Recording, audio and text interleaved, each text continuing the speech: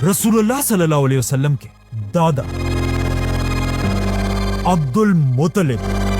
के 10 बेटे थे, जिनमें से 4 को आज तक याद किया जाता है। अबू लहब, अबू तालिब, हजरत हमजा और हजरत अब्बास।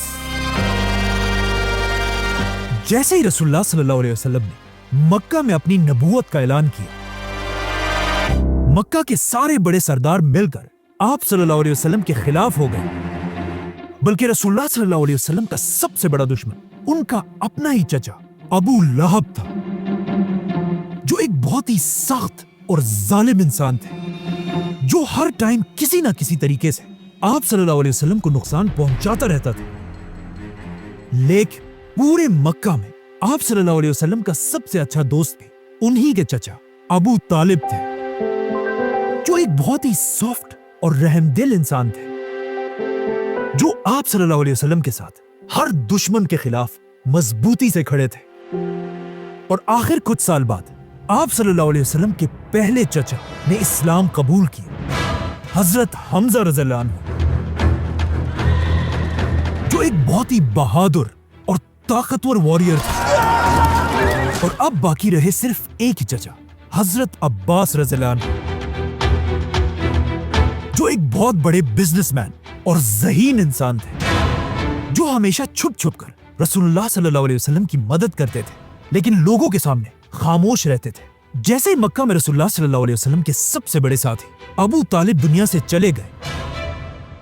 उसके बाद आप सल्लल्लाहु अलैहि वसल्लम का मक्का में रहना इम्पॉसिबल हो चुका था, क्योंकि मक्का वाले अबू तालिब के बाद मुसलमानों पर सख्त जुल्म करने लगे थे। इसीलिए आप सल्लल्लाहु अलैहि वसल्लम अपने चचा की वफात के बाद अब मक्का छोड़कर कहीं और हिजरत करने की प्लानिंग करने लगे, जिसके लिए उन्होंने अपने सहाबा अरब के डिफरेंट सिटीज की तरफ भेजे और खुद अरब की एक सिटी ताइफ की तरफ गए। और वहां जो हुआ वो हम सबको पता है।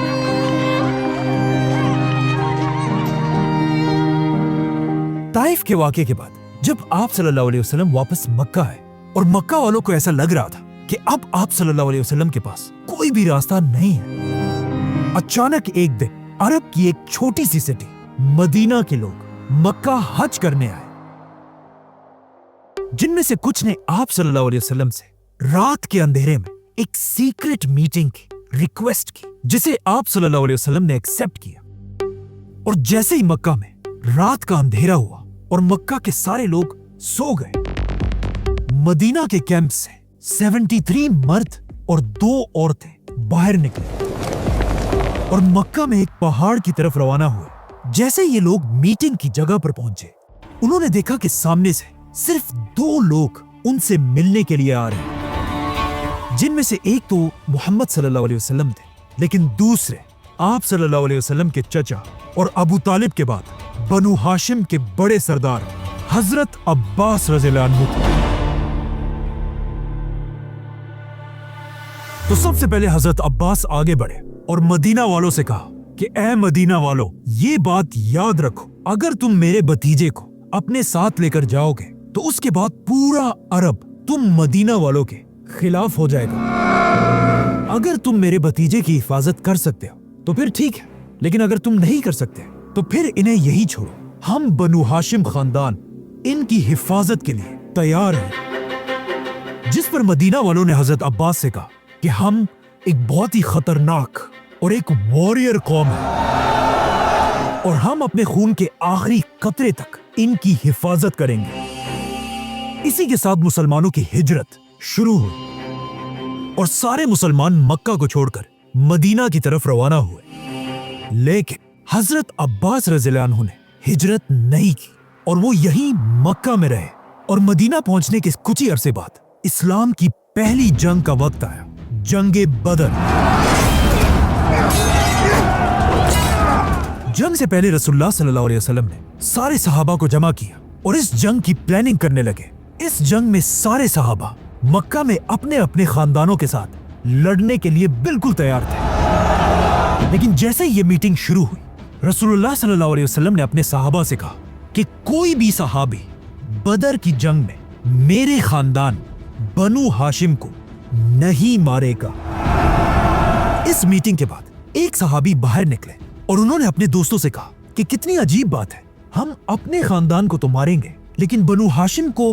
कुछ नहीं कहेंगे। जब हजरत उमर को इस सहाबी की बातों का पता चला, उन्होंने आप सल्लल्लाहु अलैहि वसल्लम से इजाजत मांगी कि मैं इसका सर काट देता हूं, लेकिन आप सल्लल्लाहु अलैहि वसल्लम ने उन्हें रोक दिया। इसके कुछ ही दिन बाद जब दोनों फौजें एक दूसरे के आमने सामने हुई,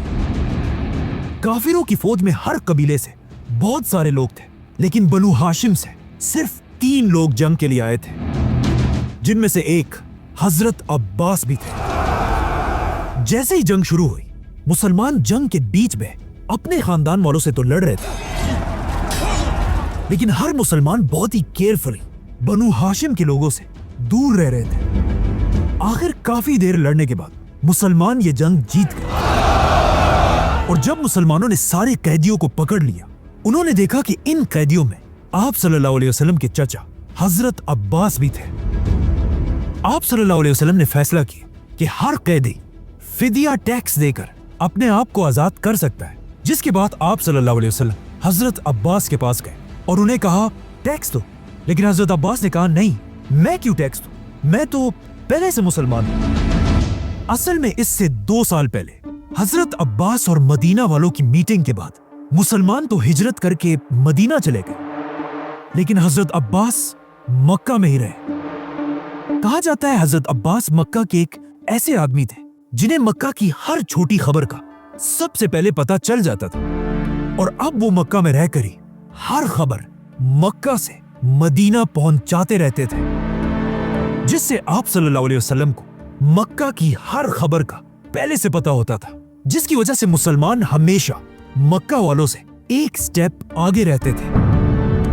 मतलब हजरत अब्बास रसूलुल्लाह सल्लल्लाहु अलैहि वसल्लम के मक्का में एक बहुत ही सीक्रेट एजेंट थे, जिनका किसी को पता नहीं था, इवन मुसलमानों को भी नहीं। इसीलिए जंग बदर से पहले मीटिंग में आप सल्लल्लाहु अलैहि वसल्लम ने मुसलमानों से कहा था कि बनु हाशिम के खिलाफ मत लड़ना, क्योंकि रसूलुल्लाह सल्लल्लाहु अलैहि वसल्लम नहीं चाहते थे कि उनका इतना इंपॉर्टेंट एजेंट हजरत अब्बास इस जंग में मारा जाए। लेकिन अब जब हजरत अब्बास गिरफ्तार हुए, उन्होंने सबके सामने ये एक्सेप्ट किया कि वो तो पहले से एक मुसलमान थे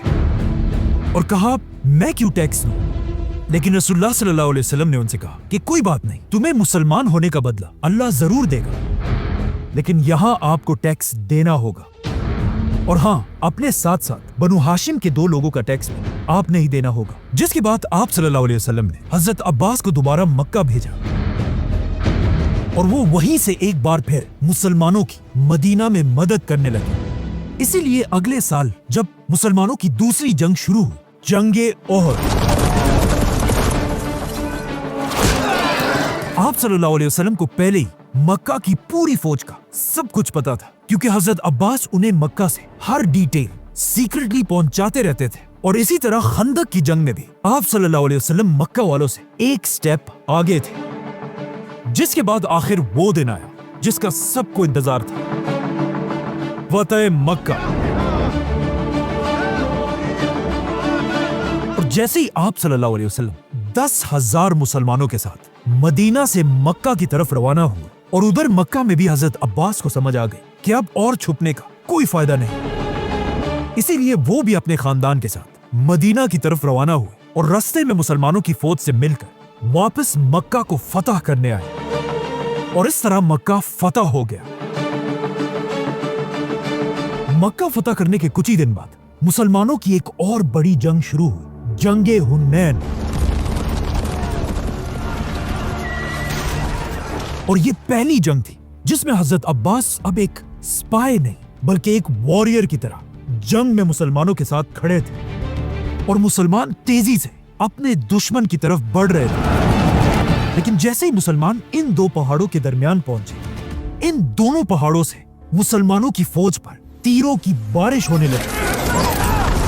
और इतनी तीरें बरसने लगी कि मुसलमानों की पूरी फौज जंग छोड़कर पीछे हटने लगी। ये देखकर काफिरों की पूरी फौज ने मुसलमानों पर हमला कर दिया। जैसे ही काफिरों की फौज आगे आई, वो ये देखकर हैरान रह गए कि मुसलमानों की पूरी फौज तो पीछे भाग रही है, लेकिन मुसलमानों में सिर्फ एक आदमी अपने साथियों के साथ बहादुरी से अपनी जगह पर खड़ा है, और वो थे हजरत मोहम्मद सल्लल्लाहु अलैहि वसल्लम। ये देखकर काफिरों की पूरी फौज ने सीधा रसूलुल्लाह सल्लल्लाहु अलैहि वसल्लम पर हमला कर दिया, लेकिन रसूलुल्लाह सल्लल्लाहु अलैहि वसल्लम भी पीछे हटने के बजाय दुश्मनों की तरफ आगे बढ़ने लगे। जैसे ही आप सल्लल्लाहु अलैहि वसल्लम आगे बढ़े, उनके चचा हजरत अब्बास ने उनके घोड़े की रस्सी पकड़ी ताकि आप सल्लल्लाहु अलैहि वसल्लम आगे ना बढ़ सके, लेकिन आप सल्लल्लाहु अलैहि वसल्लम अपने घोड़े से नीचे उतरे और दोबारा दुश्मन की तरफ बढ़ने लगे। और जब आप सल्लल्लाहु अलैहि वसल्लम आगे बढ़ रहे थे, वो जोर जोर से एक ही बात कह रहे थे, अनन नबिय्यु ला कज़िब अना इब्नु अब्दुल मुत्तलिब। और ये कहते ही रसूलुल्लाह सल्लल्लाहु अलैहि वसल्लम ने अपने चचा अब्बास से कहा कि मुसलमानों की पूरी फौज को जंग में वापस आने की आवाज दो, क्योंकि आप सल्लल्लाहु अलैहि वसल्लम के चचा अब्बास अभी भी एक जवान आदमी थे और वो रसूलुल्लाह सल्लल्लाहु अलैहि वसल्लम से सिर्फ 4 साल बड़े थे। हजरत अब्बास अपनी ऊंची आवाज से मुसलमानों को बुलाने लगे, तालू इलल मारिका, और कहने लगे कि ऐ मुसलमानों, अपने नबी को छोड़कर कहां जा रहे हैं? तालू इलल मारिका। इसके बाद हजरत अब्बास खुद कहते हैं कि मेरी आवाज मुसलमानों की फौज ने जैसे ही सुनी, सब ने अपने ऊंटों को उसी वक्त मोड़ दिया और आप सल्लल्लाहु अलैहि वसल्लम को बचाने के लिए फुल स्पीड भागने लगे। उस टाइम कुछ सहाबा ऐसे भी थे जो अपने ऊंटों को ना मोड़ सके और वो अपने ऊंटों को छोड़कर पैदल आप सल्लल्लाहु अलैहि वसल्लम के लिए रवाना हुए। इस तरह कुछ ही देर में मुसलमानों की 12,000 की फौज दोबारा जंग में आई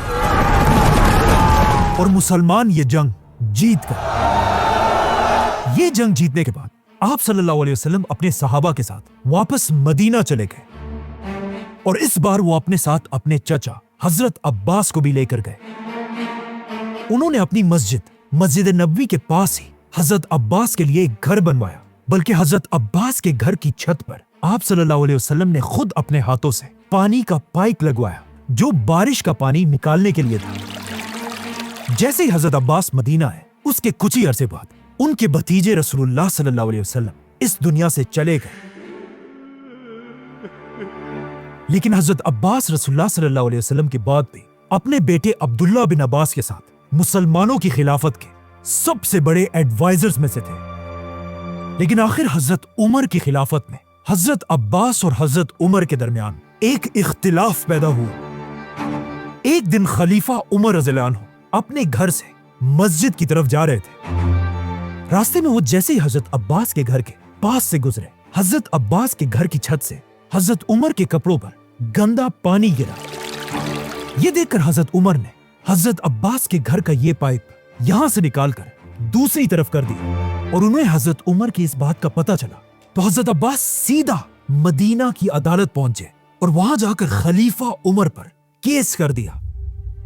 जैसे ही केस शुरू हुआ, मदीना के जज ने खलीफा उमर को अदालत आने का हुक्म दिया। जैसे ही खलीफा उमर अदालत पहुंचे, हजरत अब्बास ने जज से कहा, उमर ने मेरी इजाजत के बगैर मेरे घर के पानी का रास्ता बदल दिया है। जिस पर हजरत उमर ने कहा कि मैंने ऐसा इसलिए किया ताकि इससे मुसलमानों को तकलीफ ना हो। लेकिन हजरत अब्बास ने हजरत उमर को कहा कि ये पानी का रास्ता जो आपने बदला है, ये कोई आम रास्ता नहीं था। कि जब मैं बहुत साल मक्का में रहने के बाद पहली बार मुसलमानों के पास मदीना आया तो यहाँ आप सल्लल्लाहु अलैहि वसल्लम ने मेरे लिए ये घर बनवाया और फिर इस घर की छत पर अपने हाथों से पानी का यही रास्ता बनाया था जो आज आपने बदल दिया। ये सुनते ही ऑफ कोर्स हजरत उमर अपनी बात से पीछे हटे और हजरत अब्बास से ये केस हार गए और सीधा हजरत अब्बास को लेकर उनके घर के पास पहुंचे और हजरत अब्बास को कहा, मेरे कंधों पर चढ़कर दोबारा इस पाइप को उसी तरह कर जिस तरह रसूलुल्लाह सल्लल्लाहु अलैहि वसल्लम ने लगाया था। लेकिन इसके कुछ ही साल बाद हजरत अब्बास ने ये घर खिलाफत के हवाले किया और हजरत उमर ने मस्जिद नबवी के साइज को बढ़ाने के लिए इस घर और इसके आसपास सारे घरों को गिरा दिया। और आखिर तीसरे खलीफा हजरत उस्मान के दौर में हजरत अब्बास रज़ियल्लाहु अन्हु इस दुनिया से चले गए। कहा जाता है हजरत अब्बास के जनाजे में इतने लोग मदीना में जमा हुए कि मदीना के कब्रिस्तान में पांव रखने की जगह भी नहीं थी। और इस इतनी रश में भी लोग हजरत अब्बास से इतनी मोहब्बत करते थे کہ ہر کوئی یہ کوشش کر رہا تھا کہ وہ کسی طرح حضرت عباس کی قبر تک پہنچ سکے، یہاں تک کہ خلیفہ عثمان بھی مسلمانوں کی اسی رش میں پھنس گئے تھے، جس کے بعد حضرت عثمان نے مشکلوں سے اپنے آپ کو مسلمانوں کی اس رش سے باہر نکالا، اور جب حالات اور بھی زیادہ بگڑ گئے، حضرت عثمان نے مدینہ کی پولیس کو بلوایا اور انہیں حکم دیا کہ لوگوں کو حضرت عباس کی قبر سے دور کرو اور صرف بنو ہاشم کو حضرت عباس کے پاس رہنے دو۔ اور اس طرح رسول اللہ صلی اللہ علیہ وسلم کے چچا، اسلام کے پہلے سیکرٹ ایجنٹ اور آنے والی عباسی خلافت کے دادا حضرت عباس رضی اللہ عنہ کو مدینہ میں دفنا دیا گیا۔ حضرت عباس کی وفات کے بعد آہستہ آہستہ خلافت راشدہ دنیا سے ختم ہو گئی اور دنیا میں مسلمانوں کی ایک نئی حکومت بنی، بنو امیہ کی حکومت، اور اگلے کئی سالوں تک انہوں نے ہی دنیا پر راج کیا۔ لیکن آلموسٹ 100 سال کی حکومت کے بعد حضرت عباس کی نسل کے ہی کچھ لوگوں نے بنو امیہ خاندان کے خلاف بغاوت کر دی اور ان سے ساری حکومت چھین لی اور دنیا میں ایک نئی خلافت بنائی، جس خلافت کا نام انہوں نے اپنے ہی دادا حضرت عباس رضی اللہ عنہ پر رکھا، اور اس خلافت کا نام تھا عباسی خلافت، جنہوں نے آتے ہی دنیا میں اپنا نیا کیپٹل بنایا، بغداد، اور یہیں سے دنیا میں مسلمانوں کا ایک نیا دور شروع ہوا، جسے آج تک اسلامک گولڈن ایج کہا جاتا ہے۔ Subscribe.